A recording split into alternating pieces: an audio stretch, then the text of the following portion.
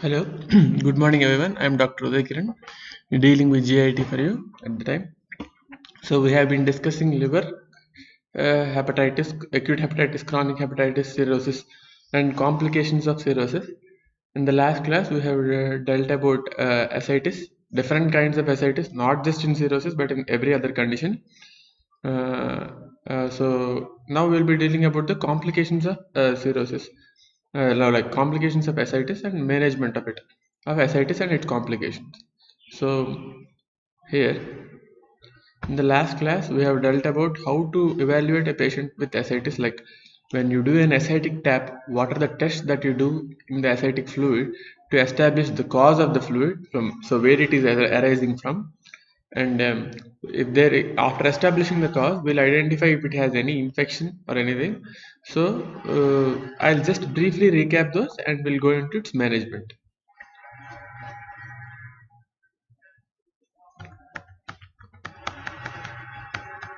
So this is how we approached.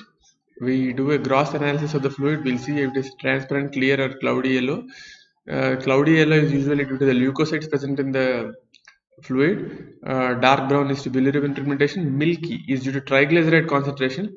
This is seen in chylous ascites. Bloody is when you have bloody ascitic tap or when you have carcinoma, peritoneal carcinomatosis, or any metastasis that will result in bleeding into the peritoneal cavity. So this is when you see RBCs. Normally the color can be transparent yellow, crystal clear, or cloudy yellow. Cloudy yellow is usually when the leukocytes are present. We'll see that if leukocytes are more than 500 and if leukocytes are less than 500. If leukocytes are less than 500, so keep that aside. We'll be seeing if polymorphonuclear leukocytes are more than 250. This means that when neutrophils are more than 250, then there is an infection. So what are the, not infection, you can say inflammation actually. That means you can see whenever there is bacterial peritonitis or whenever there is even chemical peritonitis, like then there is some pancreatic ascites and bile leak causing inflammation. All this, in these cases also the neutrophils will be more than 250. So once you establish that the neutrophils are more than 250, then you look at SAG. What did I say about SAG? SAG is serum ascites albumin gradient. So we will measure the albumin level in the serum and the ascites simultaneously at the same time, and if it is more than or equal to 1.1, you will establish that it is due to portal hypertension. When it is less than 1.1, you'll be thinking of local causes of peritonitis that is causing fluid leak or nephrotic syndrome also. Is the cause. When it is due to increased hydrostatic pressure, like in portal hypertension, secondary to cirrhosis, Budd-Chiari syndrome, inferior vena cava obstruction, heart failure, in all these conditions there is portal hypertension. In these conditions the SAG will be more than 1.1. I told you why it will be more than 1.1. It is due to Frank-Starling's laws.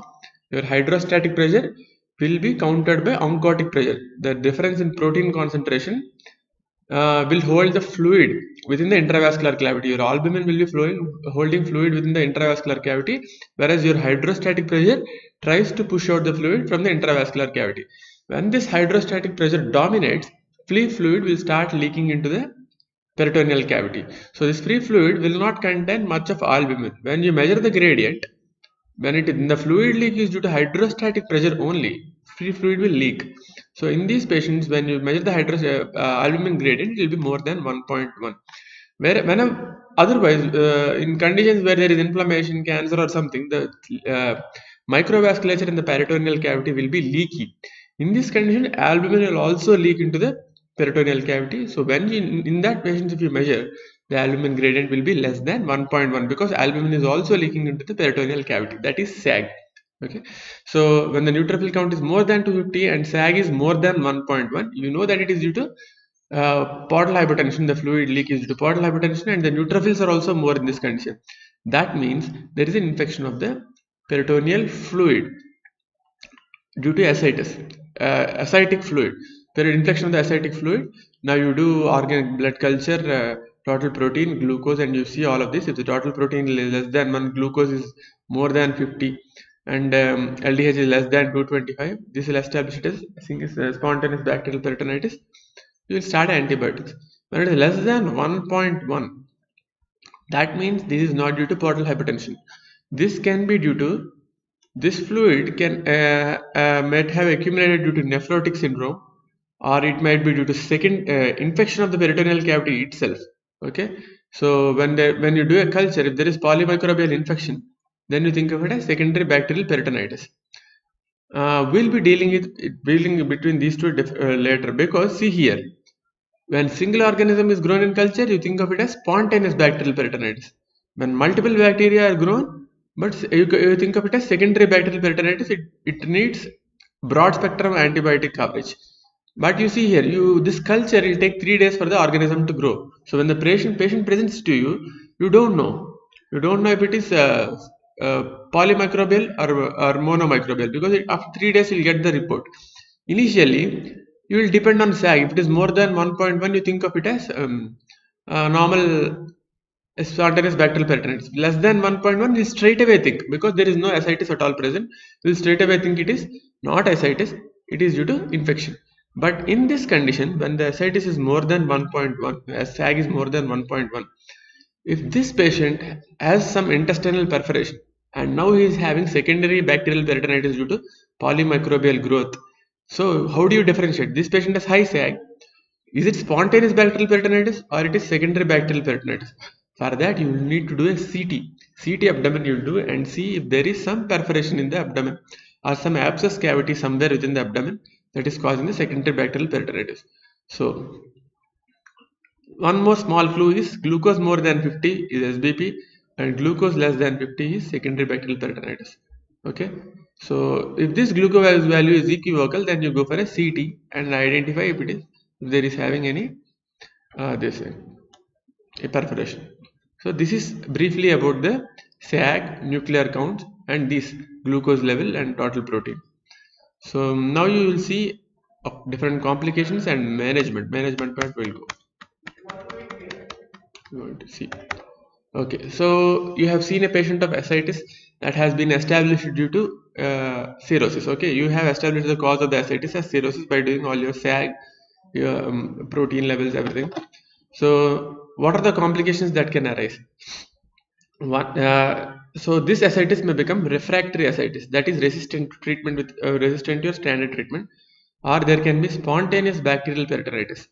So like I have said, the ascitic fluid can spontaneously get infected without any leak from anywhere. The just bacteria present in your blood can infect the ascitic fluid and it will become spontaneous bacterial. Then the thing is hepatorenal syndrome. So as soon as your ascites starts accumulating, there is a chance that you'll be having renal failure. So that is hepatorenal syndrome. I'll explain to you what it is. Okay. So if these three are absent, you call it as uncomplicated ascites, and this is how you manage an uncomplicated ascites. So whenever a patient comes to you with uncomplicated ascites and is having moderate ascites, that patient does not require any hospitalization. What you do is you start the patient on diuretics, diet, and therapeutic. These are three treatment options, medical options: diet, diuretics, and therapeutic paracensis. Surgical options are TIPS. This is transjugular intrahepatic portosystemic shunting. What is that and when to do it? I'll tell you. Then you will place a shunt within the liver between the portal and the hepatic vein, liver transplantation, and peritoneous venous shunting. These are all the options you have for different grades of ascites. For moderate ascites, this is what you do. So whenever a patient comes to you with moderate ascites, what is actually happening?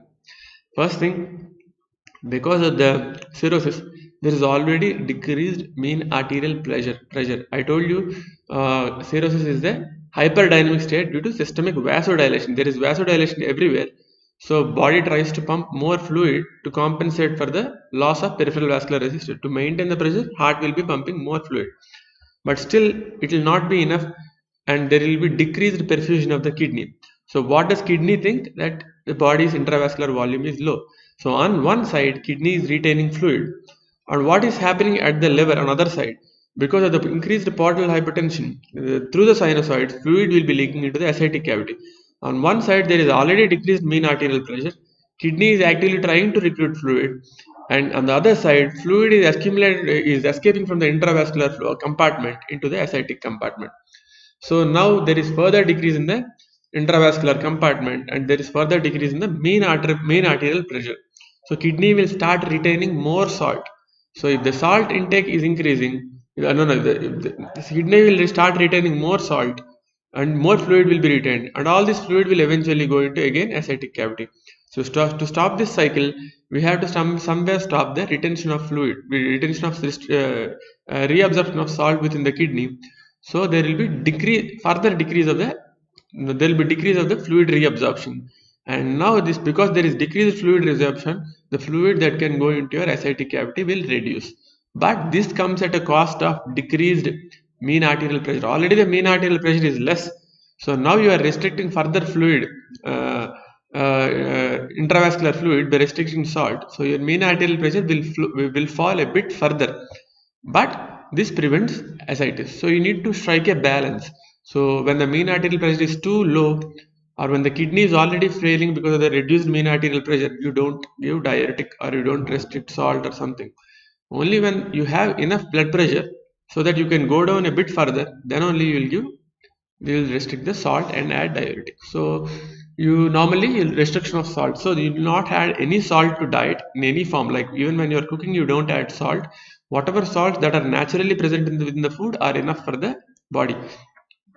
Okay, so 4 to 5 grams is a normal diet, is normal salt that is present when you are having your normal diet without adding salt. See, this is equal to no salt added with the avoidance of pre-prepared meals. You don't add any salt to the diet. So next is diuretics. So you have restricted salt, but still your body is trying to, even that 5 grams of salt that you are giving, your body is actively trying to retain. So what you do now, you give a diuretic and help in excreting that salt. So here is a loop diuretic where it is a furosemide, bumetanide. These are the things that are acting on the loop of Henle, and there is spironolactone that is acting on the distal tubule. So there are two more drugs that are acting on the distal tubule. There is amyloidine and triamterene. That sodium potassium exchanger in the distal collecting duct are acted on by amyloidine and triamterene. And spironolactone is an aldosterone antagonist. It will counteract the action of aldosterone. What does aldosterone do? Aldosterone exchanges sodium for potassium. So within the fluid, it will take up sodium and excrete potassium to maintain electrical neutrality. So you'll be losing potassium and retaining sodium. Sodium is the major component of extracellular fluid, right? Intravascular fluid. So that is the reason aldosterone. That's how your aldosterone works. And if you stop it, your sodium will be excreted. You retain potassium. So furosemide, spironolactone are the options. So within moderate ascites, you start with spironolactone first, because see, there is decreased mean arterial pressure. The body tries to increase the mean arterial pressure by activating the renin-angiotensin aldosterone system. So aldosterone is increased in this patient. So if you can, as a first step, you can stop the aldosterone activity. You give spironolactone. You can start at 100 mg per day, and you keep on. You can increase up to maximum of 400 mg per day. So if on spironolactone, if that doesn't come down, you start furosemide. Instead of spironolactone, you can also use amyloidine and triamterene. These are also the same things, but if there is any side effect to spironolactone, you can add these drugs. So when do we use these drugs instead of spironolactone? If you have side effects to spironolactone like gynecomastia, painful gynecomastia, hyperkalemia, something, then you can use amyloid. Both have same action. So if the patient fails either on amyloid or spironolactone, then you start for furosemide. You can start at the 40 mg OD, and you can increase it up to 160 mg per day. This is how we can. Furosemide is a powerful diuretic. It will excrete so much amount of salt, and you should be careful that you do not decrease the mean arterial pressure and push the patient into hypotension. So initially, when you draw the fluid from the intravascular compartment, that ascitic fluid will get reabsorbed into the systemic circulation, but it comes at a cost of decrease in mean arterial pressure. So patients so now the ascites has come down, and you are maintaining the patient on furosemide, and next time the patient again comes to you with ascites. Yes, the patient is still on furosemide, but this time now the patient comes again with ascites. That means your diuretic is not working. So you either combine with furosemide and aldosterone, both spironolactone and furosemide both. And if the patient is already receiving both because you have given it previously together, you increase the dose. Okay. So what are the recommendations? The patient should be losing 0.5 kg per day in patients without edema, like pedal edema or something. Ascites is different, pedal edema is different, right? If the patient is just having ascites, you should be targeting a weight loss of 0.5 kg per day. And the patient is having pedal edema and all also, along with ascites, you target 1 kg loss per day. What is 1 kg loss per day? It is 1 liter of fluid loss per day. Net loss of 1 kg of 1 liter of fluid. So when do you not give diuretic? So you're already giving diuretics, you are trying to lose sodium. Because you are losing sodium, the patient goes into hyponatremia. If it is going to less than 120, you stop it, because at less than 120, patient will start having cerebral edema, will start having psychiatric manifestations. So you don't give. And progressive renal failure also, because you are decreasing mean arterial pressure, kidney perfusion decreases progressively. So if now you give more diuretic, he'll lose more fluid, and the kidney perfusion falls even further, and the creatinine starts increasing. So if the renal failure is worsening, you stop your diuretic. And worsening hepatic encephalopathy. See, what is hepatic encephalopathy? There is altered chemical mediators within your brain because of ammonia and glutamine accumulation. And it can also, what are the triggering factors that I have explained to you in the last class about hepatic encephalopathy? It can be because of electrolyte imbalance, infection, everything can trigger already present hepatic encephalopathy. So your diuretics can worsen your hepatic encephalopathy by decreasing intravascular volume, and second thing is by altering your electrolytes within the body. So when there is hepatic encephalopathy and it is worsening, you stop your diuretics. And the patient can also have muscle cramps because of electrolyte imbalance also. So when there is incapacity, not just sometimes if the patient gets muscle cramps, you don't just stop it. The patient is having incapacitating muscle cramps, that recurrent muscle cramps that are not refractory to treatment, then you stop diuretics. So the first three are most important. When there is hyponatremia, when there is progressive renal failure, and there is worsening hepatic encephalopathy, you stop your diuretic. The next is therapeutic paracentesis. You put the needle in the peritoneal cavity, you drain fluid. So this is how you remove lots of fluid when you cannot urgently act with your diuretic. Diuretic takes some action, time to remove your fluid. So the patient is having severe discomfort because of the accumulated fluid. He cannot breathe. So in these patients, you put a needle and directly remove. So when do you do the therapeutic paracentesis? So large volume is the first line therapy in patients with large ascites, grade 3 ascites. When there is tense ascites, when there is fluid thrill, when there is not fluid not just in the flanks but everywhere around, then you do a therapeutic large volume paracentesis. How much amount of fluid you can remove? You can remove any amount of fluid, up to 20 liters, 40 liters has also been removed. But you should keep in mind, when you remove fluid from peritoneal cavity, intravascular fluid will come and again occupy the ascitic cavity. So there will be sudden drop in intravascular volume, and your patient can go into renal failure. So what do you do to prevent it? Because you are removing fluid from the ascitic cavity, and intravascular fluid is now getting shifted to ascitic cavity, the patient will have renal failure. So what do? You give albumin, because albumin adds oncotic pressure because of the osmotic effect of the albumin that you are giving the patient. Fluid will remain in the intravascular compartment without going into the ascitic cavity, peritoneal cavity. So whenever you do a large volume paracentesis, you give albumin. So how much amount of albumin you give? You give 8 grams of albumin for every liter of ascitic fluid that you have removed. So large paracentesis, that is when you remove more than 5 liters, you give 8 grams of albumin per liter. So 5 liters is 40. Minimum of 40 grams of albumin you will be transfusing the patient. So in a patient of renal impairment, because it will worsen further, you give more amount of albumin. 1.5 gram of albumin per kg body weight, not for the amount of fluid that you have removed, for kg body weight. So the patient is 60 kg, you will give 90 grams of albumin within first 6 hours. So this like lot more than what you are given for large paracentesis. And there is hepatorenal syndrome also, you enough albumin, because hepatorenal syndrome is nothing but decreased mean arterial pressure worsening your kidney function. So even in those patients, when you are removing fluid, you give 1 gram per kg body weight, maximum 100 grams.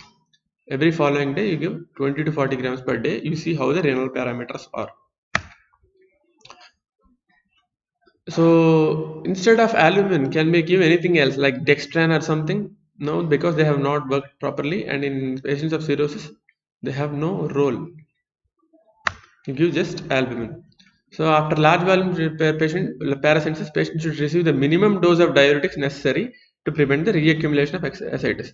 So you don't give high doses of diuretics. You give minimal diuretics because you don't want to reaccumulate. You don't want to lose fluid now. You just don't want to reaccumulate because you have already removed a lot of fluid. We just need to prevent reaccumulation. So you can start diuretics on the minimal possible dose, like 40 and 100. 40 milligrams of furosemide and 100 mg of spironolactone you can start.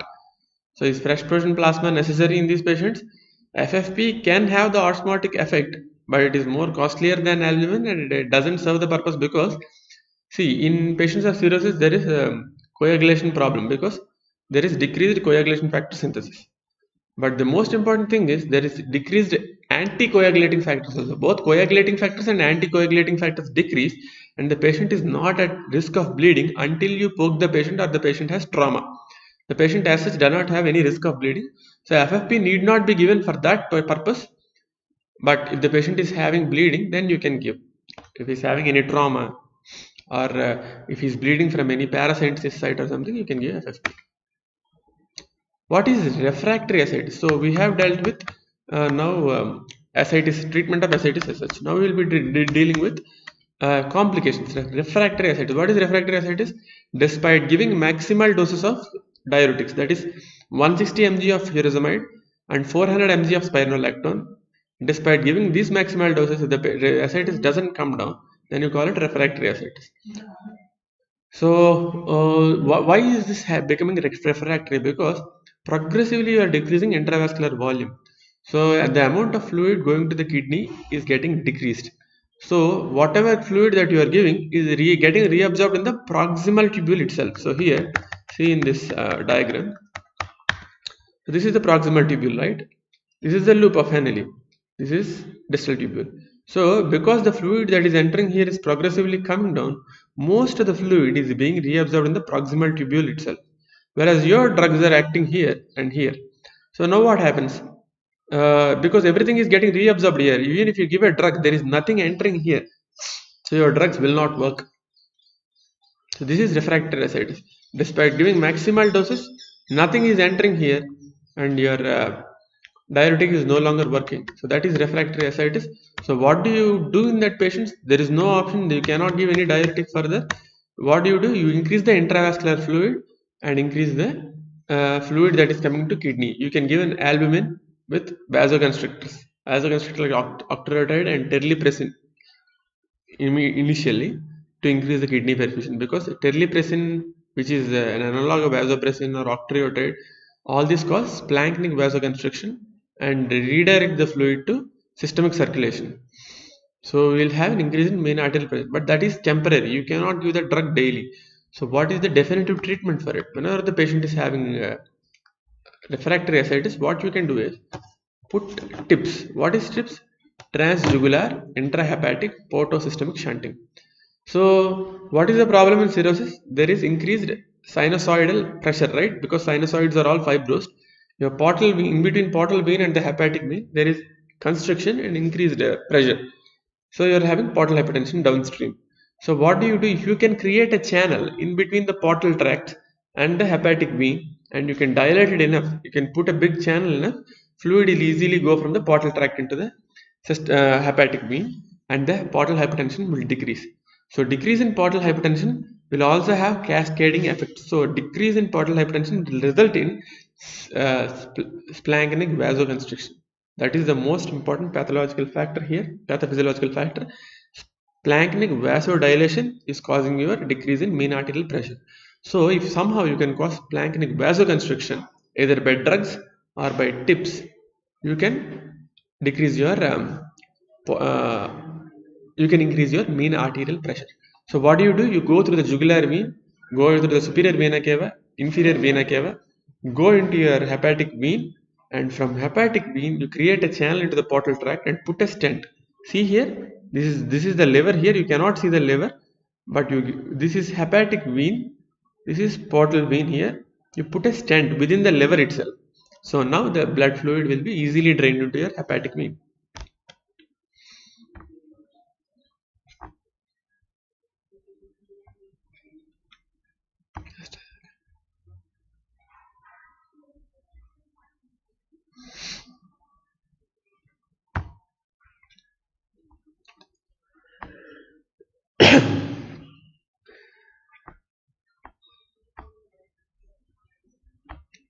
So so easily the fluid will be draining and going to systemic circulation, and downstream portal hypertension reduces, splanchnic vasoconstriction and use, and your mean arterial pressure will increase.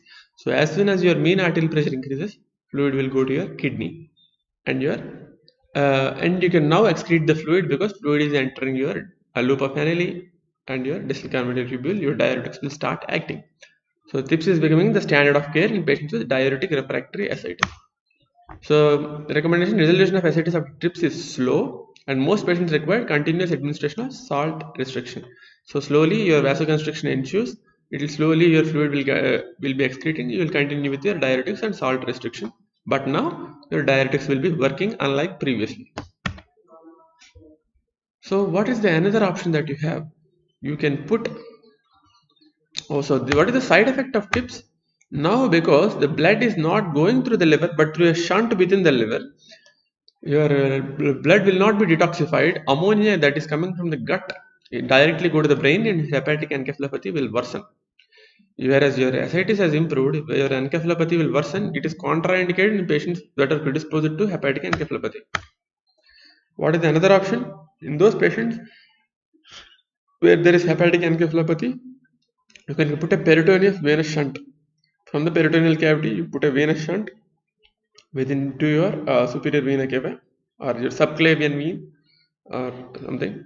So this fluid now will now go from the peritoneal cavity to your subclavian vein, and there is an effective drainage of the fluid. But this may cause systemic infection. Any SBP or any catheter infection will directly go into your bloodstream and cause septicemia. So what's next? Classification of infections of peritoneal fluid. I think this will become too much for you in this single class. So I'll be dealing this within your next class. Okay, what are the different kinds of infection of fluid, of your ascitic fluid in patients of cirrhosis, and outside cirrhosis also. So what are this? Spontaneous bacterial peritonitis, monobacterial neutrocytic bacterial ascites, and culture negative neutrocytic ascites. So these are the different kinds. What are these, and how do you treat these? And infections, the secondary bacterial peritonitis also, like when there is gut perforation or when there is an abscess, and when there is polybacterial bacteriacitis. I'll be dealing with this in your next class. Okay, thank you.